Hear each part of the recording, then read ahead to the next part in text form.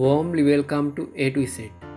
A to Z is an idiom meaning from beginning to end, including everything.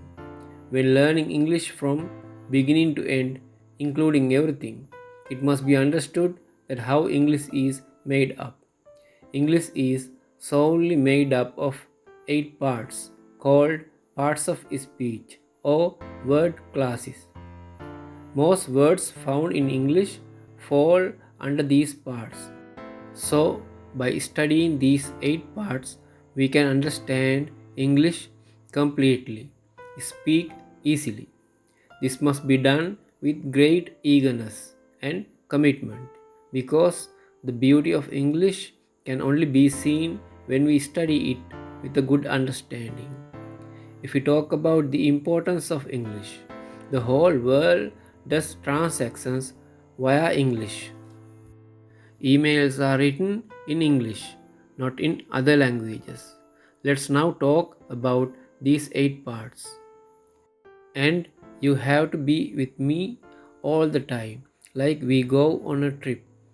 Only if you stay with me till the end of the journey, you will taste it. If you get off midway, you will not experience it. Also, we cannot go on a trip too fast. We have to follow the correct speed. Parts of speech or word classes: noun, verb, adjective, adverb, preposition, conjunction, interjection or exclamation, and pronoun. Now you are clear with these 8 parts of speech or word classes. Almost all the words in English, except some parts such as articles and proper nouns, come under these parts. This is a very important fact because the whole English is made up of the words that belong to these 8 parts. Thus, what you have to do is to categorize words under these 8 parts and study the way they behave, the way they are used in English. Then only you learn English understandingly, easily, and lovingly. The most important thing is to do something with a good understanding. Let's talk about these parts one by one. Nouns. Nouns are words for persons, animals, things, and places. Persons. Man is a person. Teacher is a person. So the words we use for persons are nouns. Animals. Cat is an animal. Bat is an animal. So the words that are used for animals are nouns. Things. Chair is a thing. Pen is a thing. The words used for things are nouns. Places. School and office are places. The words we use for places are also nouns. Abstract nouns. Things that cannot be touched, seen, or tasted are abstract and are called abstract nouns. Love, tender affection for somebody. Badness, being bad. Feelings, sense of touch. Affection, tender feeling towards somebody. Madness, thoughtless behavior or psychiatric disorder. Concepts, something thought or imagine. Thoughts, thinking or process of thinking. Attraction, the power of attracting or appealing quality or feature. Tiredness, being tired. Goodness, the quality of being good or virtuousness. Happiness, being happy, the feeling of happy. Experience, knowledge or skill gained through being involved in or exposed to something over a period of time. So you see that these nouns cannot be touched or seen, and therefore they are abstract. Compound nouns. Two or more words that join together to make a single noun, like keyboard. Key adds with board and makes the compound noun keyboard. And bus links with lane and creates the compound bus lane. The meaning of the new word may be different from its parts individually. You clearly see that when we take hot dog separately, hot means warm and dog means the domestic carnivorous animal. But when these two words are joined together, we get a completely different meaning to the separate word's meaning. Here it means a sausage bun, a famous bun among people, originated in Germany. Formation of compound nouns. Adjectives and adjectives make the compounds rusty brown, the color of corroded metal, greenish blue, a mixed color of green and blue. Adjectives and nouns make blackboard, full moon, wetsuit, tight fitting garment worn by a diver, made of foam neoprene rubber. The combination of adjectives and verbs give dry cleaning, the professional cleaning of clothes and fabrics using a chemical solvent. Public speaking, addressing large group of people. Nouns and nouns make the compounds toothpaste, bus driver, wallpaper, paper usually printed with a pattern that is pasted on walls, and the breadwinner, a person who earns money to support their family. Nouns with prepositions make up break in, an illegal forced entry in order to steal something. Hanger on, a person who associates psychophantically with another person. Passerby, a person who happens to be going past something, especially on foot. A competitor or team taking second place in a contest is the runner up. Nouns, verbs create haircut, the act of cutting hair. Snowfall, a fall of snow. Photo finish, a close finish of a race in which the winner is identifiable only from a photograph of competitors crossing the finishing line. Waterfall, a cascade of water falling from a height, formed when a river or stream plunges over a precipice or steep incline. Prepositions and nouns make up the compounds underworld, the world of criminals or of organized crime. Backbone, the spine. When a person lacks strength of character and determination, we can say you have no backbone. Afterlife, the hereafter, the life after death. Overweight, having more body weight than is considered healthy for the person's height, build, or age. Prepositions combine with verbs to make output, the production, the act of producing. Overload, to put excessive load on something. Overflow, to pour out over the limits or edge of a container, a river, a tank. Overthrow, remove somebody from power by force. Overthrow the president. And finally, verbs with nouns make compounds like swimming pool, breakwater, an offshore barrier that protects a harbor or coastal area from the full force of the waves. Washing machine, the machine to wash clothes. A comparison of concrete nouns and abstract nouns is seen below.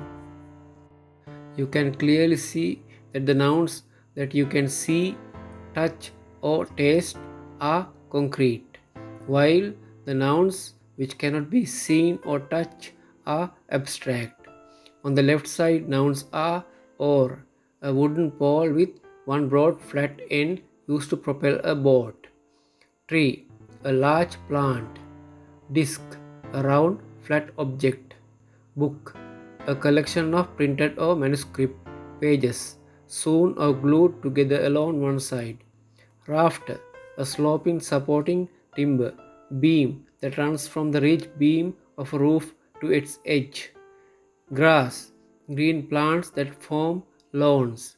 Hammer, a tool consisting of heavy metal head mounted at the end of a handle used for driving in nails. And on the right side, we see nouns love, an intense feeling of deep affection; thirst, a feeling of needing or wanting to drink; hunger, a feeling of needing to eat; thought, an idea or opinion produced by thinking or occurring suddenly in the mind; concept, an abstract idea; greatness, being great; happiness, the feeling of happy. The nouns on the left can be touched or seen, but the ones on the right cannot be seen or touched. In other words, they are abstract. Collective nouns, a group of individuals such as family, team, herd, flock, pack, bunch, crew, assembly, crowd, jury, government, audience, orchestra. The following are the phrases used to mean different groups. A school of fish, meaning a large number of fish together; a pack of wolves, a group of wolves; a flock of seagulls; a gaggle of geese; an army of ants.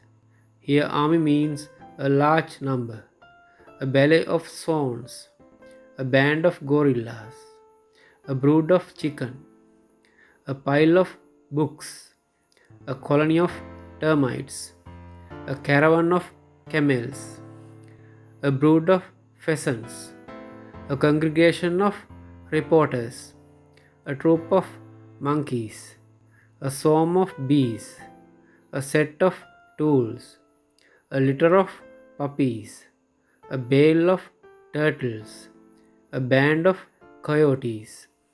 Coyotes are wolf-like animals, smaller than a wolf, living in Northern America. A fleet of ships, a lot of ships in a line; a bale of hay; a pride of lions. Remember, we cannot use words at will. We use only a school of fish to mean a collection of fish. We have to use the above ways to mean their groups. That is the usage. Usage is very important, and the English dictionary includes a part close to many words called usage. We must definitely read it. Proper nouns. Proper nouns include names of persons, cities, towns, villages, and countries. Here I have taken some names of persons like Naomi, George, Alicia Keys, Mary J. Blige, and names of villages, cities, and towns: Gaul, Amsterdam, Ohio, Washington DC, Bristol, and names of countries: Ceylon, USA, Japan, Spain, Australia, and the Maldives. Wherever they appear in sentences, the first letter of them must be capital. Verbs. Verbs are actions. Here I have taken some verbs such as eat, come, do, see, know, have, purify, make something pure, mummify, to preserve the corpse of a person or animal for burial by embalming it and wrapping it in cloth. Discriminate, to treat one person or group worse than others or better than others. Some mothers discriminate their children. Auxiliary verbs. These include be, do, have, and all the modals. And we use auxiliary verbs to show tense, like present tense, past tense, future tense, and the like. And person, first person, I and we. Second person, you and you. Third person, he, she, it, and they. The next one is mood. Sentences have moods. They are indicative. Sentences which express facts, factual statements like the sun is hot, Mars is red. Imperative. Sentences which give orders. Be here. Do it as I say. Interrogative. Sentences which show questions like is this yours? Do you mind? Negative. Sentences which imply no, not, nothing, never, nay. Affirmative. Sentences that imply yes. And lastly, subjunctive. Sentences which express hope or wish. Tense, person, mood. Auxiliaries show tense. The verb be is represented by am is are, was were, shall be will be, been and been. The verb do has, do does, present, did, past, shall do, will do, future. And the parts of have are have, has, present, had, past, shall have, will have, future. Person. First person includes I and we, the speaker. Second person, singular you and plural you, the one who is being spoken to. Third person, he, she, it, and they, the one who's being spoken about. Again, we come to mood, indicative, facts or factual statements. The sun is bright. The world is round. Imperative, order or command. Be here. Do it. Interrogative, questions. Is it with you? Does she know it? Negative, to imply no. No, I don't know. Affirmative, to imply yes. Yes, we did the same. Subjunctive, to imply wish or hope. I hope to go abroad. Modal verbs, used with other verbs to change their meaning by expressing ideas such as possibility, permission, or intention. Look, modal verbs change the meaning. I swim. I can swim. The meaning of swim is changed to can swim, meaning able to swim. The meaning of go is changed to must go, have to go, compelled to go. It's going to rain. You'd better be inside. Had better. Had better indicates that something ought to or must be done. More modal verbs. Can, be able to. Could, past tense. Could is also used to indicate future, possibility. She could marry next year. And it is used in polite questions. Could you please go aside? May indicates possibility. The past tense is might, but does not have a past meaning. Might indicates more uncertainty than may. May means unsure. Might means more unsure. Shall indicates future, but the past tense should is to show advice. You should go now. Both will and its past would have no meaning, but will also implies willingness. The last will of Michael Jackson. will mainly indicates future. I will come tomorrow.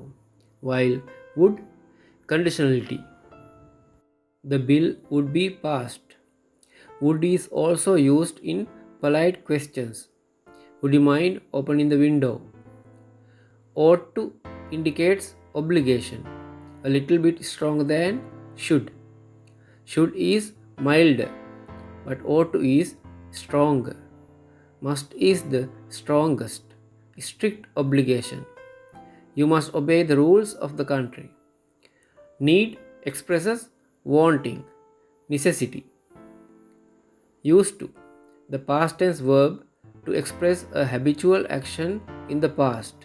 I used to play cricket when I was little. George used to smoke, but now he doesn't. Dare, have the courage needed to do something. Transitive and intransitive verbs. If a verb takes a direct object, it is called a transitive verb. Whereas, if a verb does not have a direct object, intransitive. I ate fried rice. Ate what? Fried rice. The verb ate takes the direct object, fried rice. So it is transitive. But in the next example, she smiled and walked. The verb smiled has no object. So it is intransitive. Another example is I hit Bob. Who did I hit? Bob. Bob is the direct object. So the verb hit is transitive. But Mary ran home. Ran does not take an object. Here home is not an object. It is an adverb. So ran is intransitive. But some verbs act as both transitive and intransitive. For example, laugh. If we say he laughed at me, we have a direct object, me. Laughed at me. In this case, it is transitive. But in the next example, he laughed for minutes, does not have an object. So, intransitive. Remember, only the verbs which are transitive are used to make passive sentences, because in passive sentences the object comes first. I hit Bob. Bob was hit by me. Defective verbs. The verbs which do not have all the 5 parts are defective or not complete. Be, do, go, eat, come, and the like are complete, and they have all the 5 parts, but can and must do not have so. They are incomplete or defective. Look at the verb go. It has 5 parts. Past tense, went. Past participle, gone. Present tense, go, goes. Goes singular, go plural. Going is the present participle, and shall go, will go belong to future. Look at can. It has only a past form, and must has no forms at all. Complete verbs have 5 parts, such as past, past participle, present, present participle, and future. Look at this flower. Like flowers have petals and a stem, verbs also have a stem, tenses, participles. Verb stem is the way a verb normally exists. When we write a list of verbs, we only write stems or base forms. For instance, we do not write has on that list because have is the root, base form, or verb stem, and we do not write am, is, are, and the like. Instead, we write be. Here you see the verb do, the stem, root, or base form of the verb. Did is the past tense. Past participle is done. Do and does belong to the present tense. Does is singular, do is plural. The present participle is doing, and the future tense has to, shall do, will do. Phrasal verbs. When a verb is followed by an adverb or a preposition or both, it becomes a phrasal verb. Look how the verb get changes when it adds with prepositions or adverbs. Get about. This has two meanings: to move or travel around, and to spread news. The examples are: I don't get about much these days. The news of the MP's escape soon got about. Get something across. STH is the contracted form of something, and SB somebody in the dictionary. Okay, let's go. To explain something in a way that people can understand. The example is: some teachers can get across all the tenses in English. Get ahead. To be successful in your job and so reach a high position. She is clever and ambitious and determined to get ahead. Get along.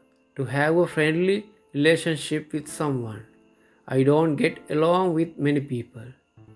Get in has three meanings. One, of a bus, train, or plane to arrive at a place. The plane got in late today. 2. To arrive home. What time did you get in last night? 3. To be elected. I hope the Freedom Party won't get in again. Get away. To escape from a place or manage to leave it.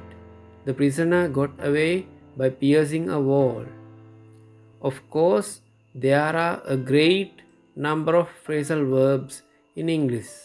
You may find it difficult to remember them all, but try to remember a lot. Adjectives. Adjectives describe nouns. The words on the left side under the heading adjective describe the words on the right under the heading noun. Good man, tall girl, expensive car. But look down. Here the direction is changed. Nouns have come to the left and adjectives to the right. Nothing special. Something interesting. Anything useful. Adjectives are graded or categorized as below. Here we have three headings: positive, comparative, and superlative. Tall, taller, tallest. Remember, when we write comparative adjectives to compare, we use than, taller than, and when we write superlative adjectives, we use the before them. The tallest. Let's read downwards. Tall, taller, tallest. Hot, hotter, hottest. Easy, easier, easiest. But as for good, we have different comparative and superlative forms: better and best, better than, the best person I've ever met, bad, worse, worst, worse than, the worst, illusion, the worst enemy in our life. But when the adjective is somewhat long, we cannot add er or est. Instead, we use more and most. Here too, we use than after comparative adjectives and the before superlatives. Beautiful, more beautiful than, the most beautiful. Different, more different, most different. Difficult, more difficult, most difficult. The following are some of the long adjectives. Let's read them. Enthusiastic, showing passionate interest or eagerness. Commendable, worthy of praise. Marvelous, extraordinarily wonderful, excellent, extremely good, fantastic, extraordinarily good, brilliant, imposingly splendid, wonderful, outstanding, tremendous, extremely large, prolific, producing ideas or works frequently, extravagant, spending too much, incredible, beyond belief, simultaneous, happening at the same time, secular, not religious, interesting, arousing curiosity, important, worthy of note or consideration, humane, showing the better aspects of human character, enormous, unusually large, elegant, stylishly graceful, bizarre, amusingly or grotesquely strange, strange, not usual or ordinary, sympathetic, showing pity or compassion, affectionate, loving. And you know that verbs are used as adjectives. You know, married is a verb, but when it adds with get, it has an adjectival meaning, and get denotes become. Got married is the past verb. We have more, like was inspired. I was inspired by Eminem. Motivated. Are concerned, worried, or apprehensive.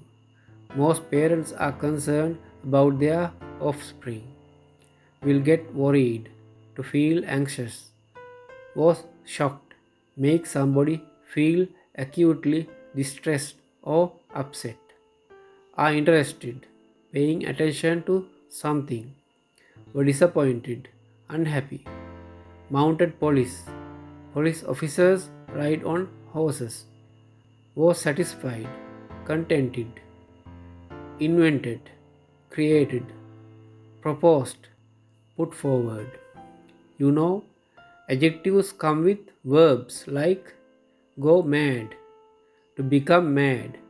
She went mad unfortunately. Go bad, to become bad. The fish has gone bad. Don't eat. Go wild. The fans went wild. Adjectives with hyphen. Adjectives are made using the hyphen in between some words. For some compound words, hyphens are optional or inserted only when the word or phrase is used before a noun. Well-to-do people means fairly wealthy people. Well-off means the same. Hard to reach places. The places that cannot be reached easily. Impossible to do things. Things that cannot be done. Must see place. A place we must definitely see. Must read book. A book which must be read definitely. Must have knowledge has the same type of meaning. Well balanced diet. A meal in which all the parts are appropriately proportioned. Well appointed, fully furnished or equipped. Well bred, displaying good manners. Well built, physically big in size and strong. Well connected, having helpful or rich friends. Well known, famous, widely known. Well made, strongly constructed or built. Well made, complex. Well mannered, polite and courteous. Well spoken, refined, speaking clearly. Well thought out, carefully planned. Well thumbed, with worn pages. When the pages of a book are turned many times, we see this. Well ordered, properly organized. Well manned, providing men with health advice. Well woman, providing women with health advice. Adverbs. Adverbs describe verbs. The following verbs are described by the adverbs. The verb go is described by the adverb fast. Jets go fast and answers the question, how do jets go? Fast. So fast is an adverb. Jim works hard. How does Jim work? Hard. Hard is an adverb. Do is described by well. They do it well. Well is an adverb. You write beautifully. Write beautifully. Beautifully is the adverb of the adjective beautiful. Now we come to a very important point. Adverbs are made by adding ly to adjectives. We add ly to slow, we get slowly. The action is done slowly. Drive slowly. Quick plus ly, quickly. Rabbits run quickly. How do rabbits run? Quickly. Quietly. She lives quietly. Quiet plus ly, quietly. And finally, omitting y, ily is added. EAS, no y, ily, easily. They win easily. We added ly and made adverbs, but there are many adverbs which have no ly. Some of them are always, often. Two ways of pronunciation, often or often, never, sometimes, seldom, big, small, hard, hot, cold, etc. And you see some sentences or phrases like drive slow. You see this on the road signs. This belongs to American English. Here, no ly. A special adverb. Here we have a look at the adverb hardly. Although this seems to be the adverb of hard, it is not so. This adverb stands alone. This has nothing to do with hard. Hard and hardly are apples and oranges. Apples and oranges is an idiom, meaning completely different.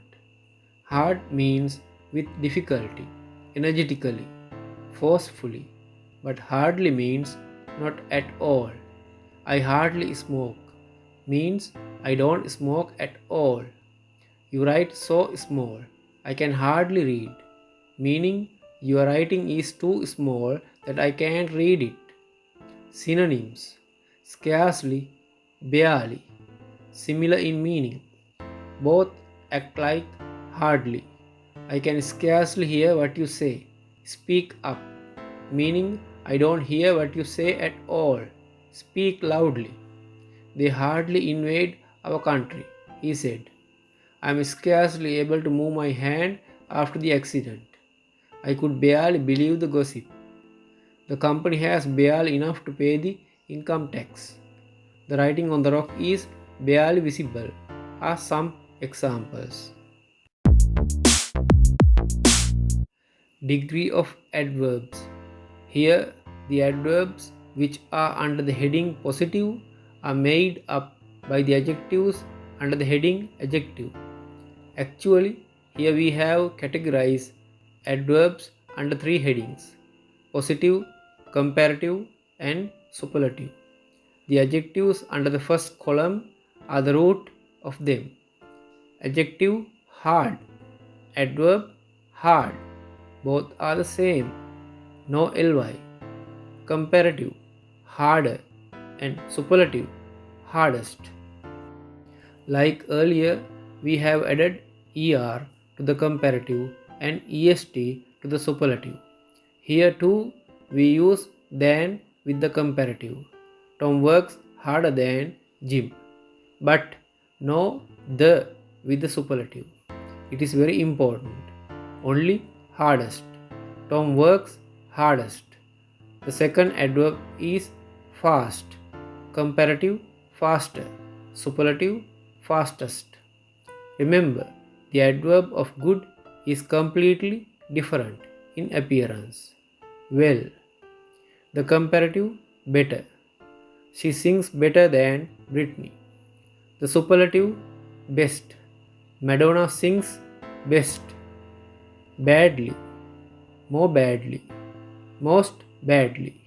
Our team play badly. Our team play more badly than theirs. And our team play most badly. Here the adverb has ly. Quickly. More quickly. Most quickly. The rabbit ran more quickly than the fox. The rabbit ran most quickly. No, the quietly. Rihanna lives quietly in the countryside. Rihanna lives more quietly than her neighbors. Samantha lives most quietly. Importantly. More importantly. Most importantly. Boringly. More boringly. Most boringly. We did the science class most boringly. Easily. We won easily. More easily. Most easily. The Brazilian team played most easily. And the last, happily. The foreign monk lived in the woods happily, but he was killed by somebody. Some people live more happily than us. The intelligent people live most happily. How to identify adverbs? Adverbs usually answer the questions that begin with how. How does Marian run?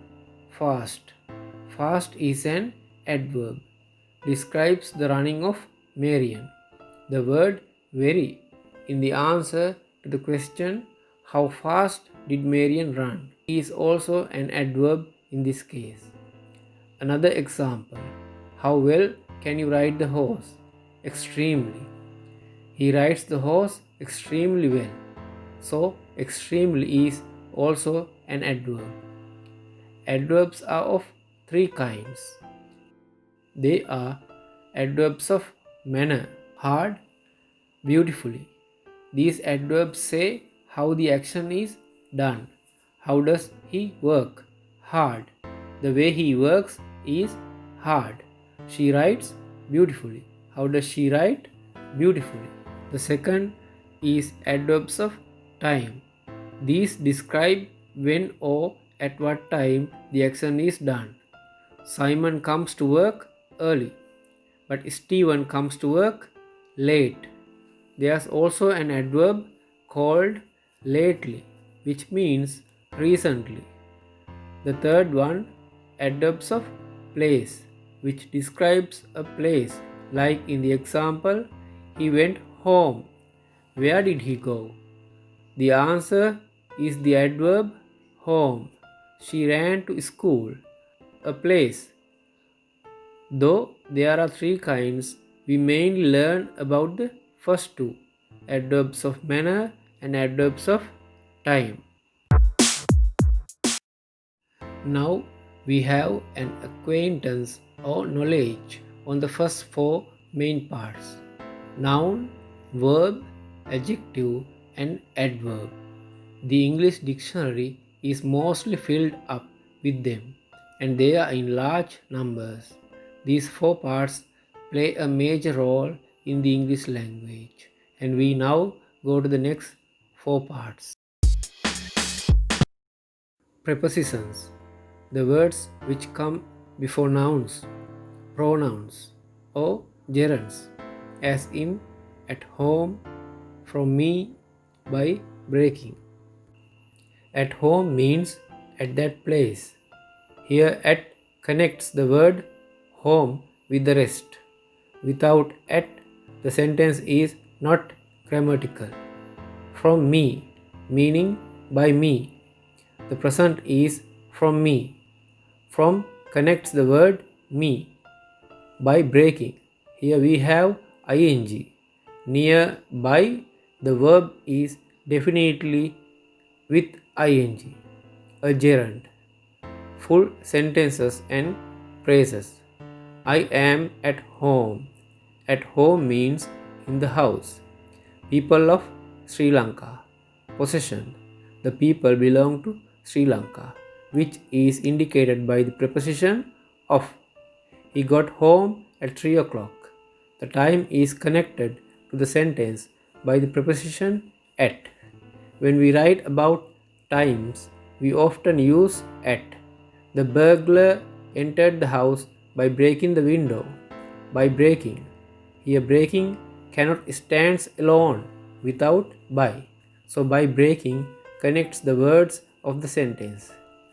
I would like to bring to your notice that there are sentences without prepositions as well. Like, I am home. Americans say, I am home. They do not use at here. And he is upstairs. He is downstairs. Martin went abroad are some examples which have no prepositions. Prepositional phrases. Two or more words with a preposition. Here we have two or more words fixed. These are mostly fixed phrases and we never try to change their construction and are added to sentences as is. In bed. The baby is in bed. At home. We are at home. The bat is on the table. In the end, she made her mind up. Finally, eventually, she did that. We wake up in the morning. At noon. The accident took place at noon. At 12 in the day. In the afternoon. After 12. The class is held in the afternoon. She went home in the evening. At about 5 or after that time. The party will be held at night, in the night time. At midnight, the soldiers entered the premises at midnight. In broad daylight, the bond took place in broad daylight. That's how the Sri Lankan politicians describe the bond. It had become a buzzword in the country for some period. More prepositional phrases. In front of, ahead of something. The car was parked in front of the gate. At the back of, the back or behind somewhere. He sits at the back of the class. According to, as indicated by somebody or something. According to the premier, there are no problems in the country. In order to, with the object or purpose. They painted the old house in order to sell it. Instead of, as an alternative or substitute for something. Jenny played instead of the injured player. In addition to, plus or as well as. The government charged some extra money from the tourists in addition to the main fee. In relation to, with reference or regard to. In relation to the incident, the government had nothing to say. In favor of, supporting or giving approval. Most votes came in favor of the project. In lieu of, take something instead of something. I'll keep this money in lieu of my CDs. Consists of, be made up of. The committee consists of 5 members. In accordance with, adherence or conformity with procedures. Most people acted in accordance with the quarantine laws. In respect of, concerning something, the police said trivial things in respect of the incident. In memory of, to remember, the president planted a mango sapling in memory of the rebellious hero. In, on behalf of, for something, these soldiers died on behalf of their motherland. Don't talk with disdain. In light of, or in the light of, taking into consideration. In the light of this epidemic situation prevalent in the world at this time. in combination with. Joining. Some group of artists made a film in combination with several producers. On the outskirts, outlying areas. The shanties found on the outskirts of Colombo have been taken into special consideration by the government. Conjunctions. Conjunctions join sentences together. And, but, so, while, when, before, after, till, until, as soon as, just as. Let's put the above in sentences. Add some salt and stir the curry. He is sick, but he'll report to work as usual. We are too late, so we've got to run. He read the paper while I was eating bread. Give me a buzz when you arrive home. He won't get married before he is saved enough. The government played the same role after they had won. Wait there at the ebony tree till they appear. Till the land until the sun sets. As soon as I open the door, a cat rushed through the doorway. As you pass my house, call on. Just as I was getting on the train, I slipped. Exclamations or interjections. Sound, word, praise. To show surprise, shock, pleasure, or sadness. These often occur with the exclamation mark. O expresses strong emotion. Oh my God expresses strong emotion, surprise. Wow expresses surprise, joy. Alas expresses sorrow, sadness. Oops used when somebody behaves in a clumsy or awkward way. Ouch expresses pain. Ow represents pain or cry. Ah expresses emotion or recognition. Oho expresses surprise or jubilation. Damn expresses annoyance, disappointment, or frustration. God only knows. God alone knows expresses emphasis, surprise. For God's sake expresses impatience, desperation. Thank God expresses relief. Let's have a look at some sentences. Oh, I didn't know about it. Oh my God, we are in danger. Wow, you won the first place. Alas, the princess is dead. Oops, you dropped the tea. Ouch, you stepped on my toes. Ow, my leg is paining. Ah, I see. Oh, then you are the one who did this. Damn, it's too cold here. God only knows where she is. For goodness sake, don't tell mom about this. Thank God, he said after killing the monk.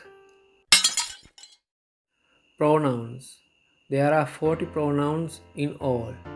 8 subjects, 8 objects, 8 possessive adjectives, 8 possessive pronouns, and 8 reflexive pronouns.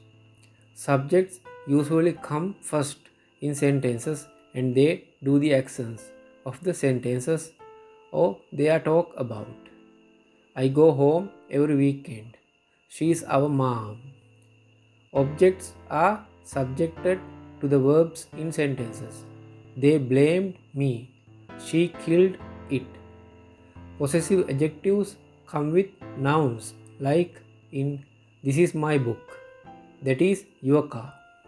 Possessive pronouns, though they are similar in meaning to possessive adjectives, come at the end of sentences usually, but come in the middle when nouns are repeated. This land is ours. That house is theirs. Your brother and mine are good friends. His ideas and hers are different. The last column is reflexive pronoun and they are used when the subject and object are the same, like in I shot myself, and to mean that the action is done by the subject only, not by anyone else, as in I went to the minister myself, and to mean a particular person is only talked about, not about others. I saw Madonna herself, and see that myself changes into ourselves, adding VES, yourself into yourselves, and himself, herself, and itself into themselves, because they must be plural. Now we come to specials. Here itself goes beyond its normal meaning and gives a special meaning in today itself to emphasize that it should be only today. Come today itself. Come now itself. The examples of pronouns in sentences are I saw it. Here I is the subject. They saw me. Me is the object. This is my car. My denotes possessive adjective. This ball is mine. Mine, possessive pronoun. I myself made it, the reflexive pronoun. In the same order, you came. I love you. Give me your toy. This is yours. You go yourself. We ate. He gives us. Our place is this. This is ours. We love ourselves. Now it is obvious that the English language consists of 8 main parts. They are called parts of speech or word classes. Among them, the following 4 parts are crucial, and the English dictionary is mainly filled up with them. They are noun, verb, adjective, and adverb. By seeing this, you understand that a word appears in 4 ways and has 4 meanings. And we cannot use words at will. We have to follow the rules. Let's read these quickly. Beauty, beautify, beautiful, beautifully. Good, goodness, be good, good, well. Badness, go bad, bad, badly. Difference, differ, different, differently. Innocence, be innocent, innocent, innocently. Attention, pay attention, attentive, attentively. Correctness, correct, correct, correctly. Curiosity, be curious, curious, curiously. Comparison, compare, comparative, comparatively. Competition, compete, competitive, competitively. Water, water, to put water. Watery, like water. No adverb. Milk, milk, take milk from cow. Milky, like milk. Our galaxy is called the Milky Way. No adverb. Mother, mother, to be mother. Singaraja mothers to many animals. Motherly, like a mother. No adverb. Virus, no verb. Viral, viral diseases. No adverb. Love, love, lovely, pleasant with compassion. No adverb. Analyzing parts of speech.